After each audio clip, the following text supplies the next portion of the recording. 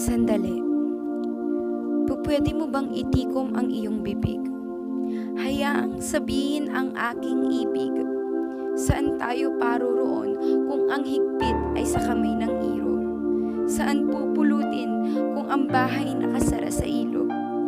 Masakit mang isipin, ngunit ang pagmamahal sa bayan ay kalakip nito'y kaunting tiyansa sa katawan. Ganyan, riyan, mga ninuno'y bawang nagsakripisyo, mahagkan lang natin ang kapayapaan. Tama ka, ang ating kapayapaan.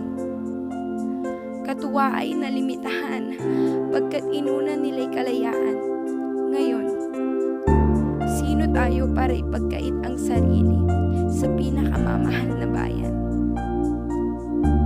Oo, kinailangang tumalon sa kawalan, kinailangang ibigay ang dugo't pawis, at kinailangang sarili baliwalain. Ganyang ibinuhos ng mga ninuno ang kanilang mga araw. Ngunit, ikaw, kaya mo bang itaas ang iyong noo at huwag talikuran kung saan ka nagmula? Sandali. Naalala ko ang iyong sabi.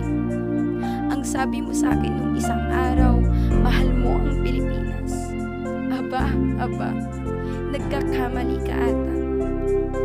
Pagkat pagrespeto nga sa watawat ng Pilipinas ay di magawa, pagkilala pa kaya sa mga ninuno na inalay ang buhay. Huwag nawang gawing basura ang dahilan kung bakit bawat Pilipino'y mayroong pagkakakilanlan. Isa utak at isa puso na ang bansa ay dapat respetuhin. Kung kaya ilapit ang puso, mahalin ang bansa kung saan kami nulat ng katotohanan. Ako, si Christine Tabolong, AB